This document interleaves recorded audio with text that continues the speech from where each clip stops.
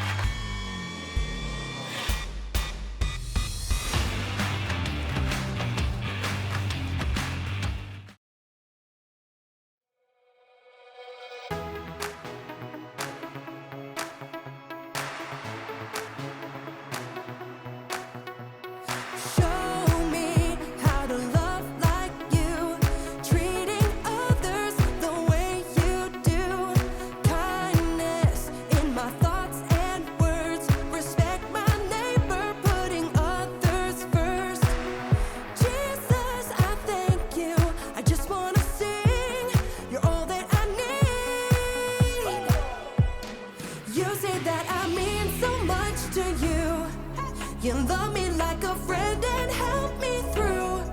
So I will worship you in all I do. So I live my life to show that I know you're everything to me. You're everything to me. You're everything to me. So I live my life to show that I know you're everything to me. You taught us a brand new way to follow you in what we do and say. Jesus, you are for us. Help us be more like you every day. Jesus, I thank you. I just want to sing. You're all that I need. You say that I mean so much to you. You love me like a friend and help me through. So I will worship you in all I do. So I live my life to show that I know you're everything to me. You're everything to me. You're everything to me. So I live my life to show that I know you're everything to me. I'm gonna lift my voice to you. Jesus, you make me sing. I'm gonna live my life for you. You're everything to me. I'm gonna lift my voice to you. Jesus, you make me sing. I'm gonna live my life for you. You're everything to me. You say that I mean so much to you. You love me like a friend and help me through. So I will worship you in all I do. So I live my life to show that I know. You say that I mean so much to you. You love me like a friend and help me through. So I will worship you in all I do. So I live my life to show that I know you're everything to me. You're everything to me. You're everything to me.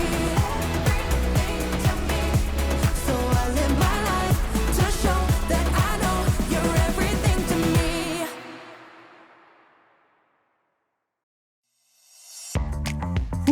Hey guys, welcome to Story Lab. This week, we're talking about commitment while taking a look at the story of a woman who really gave it her all. Speaking of, you ready to give it our all on this workout? You know it. Yeah, let's do it. Let's do it. You ready? Yeah, Let's go absolutely. get healthy We'll and get around. exercise. Yeah, absolutely. I'm ready.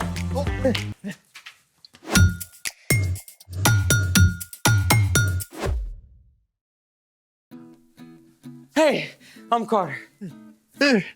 And I'm Zeke. And we're talking about commitment, which is making a plan and putting it into practice. Woo! Yeah! Good workouts. Oh. Hey, how many miles did we run? One. Really? And how many sit-ups did we do? Like 12? Oh, that's a new record. My man. Woo! Whew. Okay, come on, man. One more mile and then we can take a break. Dude, we're exhausted. We can't stop now. Commitment, right? Plus, I want to be strong and look like Captain America. Zeke, you never need to try looking like anyone but you. Thanks, dude. Besides, when it comes to getting fit, resting is just as important as working out. I don't know, that sounds kind of lazy. Hey, resting is what allows us to do our best. It gives our body a chance to heal and recover. I mean, pushing yourself too hard during a workout can cause serious injury. Okay, but I still need some energy. Oh, hey, you got any energy drinks? Nah. Plus, most of the ones from the store are terrible for you. You say that like there's another kind. Well, yeah, we can make our own. Really? Well, I'm in. Let's make it.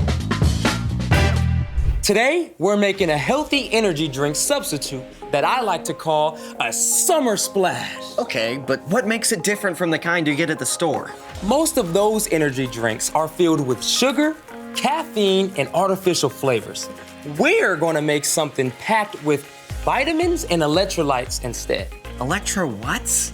You know how tired you are after you work out? You mean like right now? Yeah, that's partly because of dehydration. Oh, I know about that. Dehydration is when your body loses more fluids than it takes in. Exactly.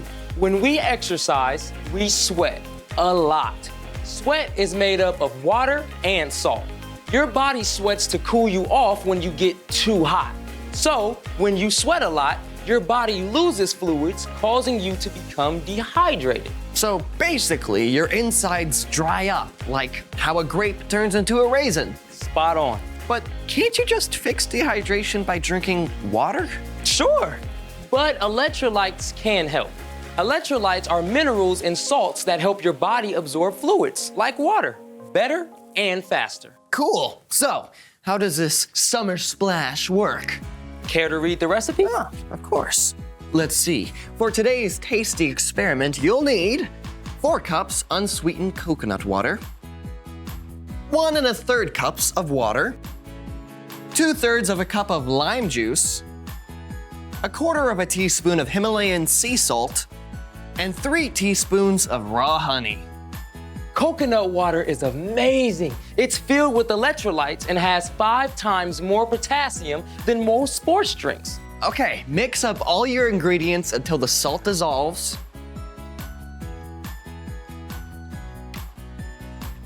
And enjoy. Simple, easy, and hopefully tasty. Nice summer splash. Thank you. Whew. Ready for the taste test? Oh yeah. Cheers.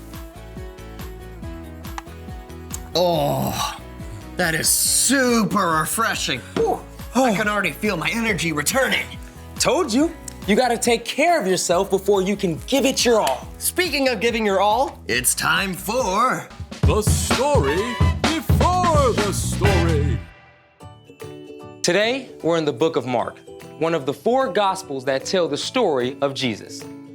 Mark was a close friend of Peter and likely recorded Peter's stories of following Jesus for the new believers then and for us today. For 3 years, Jesus traveled all across Israel and Judah with his disciples. He gave himself completely to helping people and teaching them about God's kingdom. During his travels, Jesus healed the sick, performed miracles, and gave epic sermons to huge crowds. In everything he did, Jesus lived fully for God. and taught others to do the same. Which is where our story starts. Take it away. Hey everyone, I'm Brian. Today's story is about a woman who truly gave everything that she had for God. One day, Jesus was teaching in the temple courtyard as some religious leaders watched. Now, these men wanted to get rid of Jesus because he challenged the way they had always done things. They often looked for ways to trick or trap him. Jesus knew what they were thinking. Watch out for the teachers of the law. They love to have the most important seats. They take over the houses of widows. They say long prayers to show off. A short time later, Jesus went and sat down across from the place at the temple where people came to present their offerings to God. As Jesus watched, some rich men dropped large amounts of money into the offering boxes. The disciples probably noticed too. Whoa, look at that. Yeah, they must really love God. And striking poses, apparently. Just then, a poor widow came up and put 2 very small copper coins into the offering box. They were only worth a couple pennies. Jesus called his friends to come to him. Doesn't sound like much, huh? But you have to understand, at that time, most women couldn't work at a job outside the home. They had to depend on their husbands. So a widow, a woman whose husband had died, often had very little money or anything else. Jesus knew all about the widow at the temple. That poor widow has put more into the offering box than all the others. They all gave a lot because they're rich.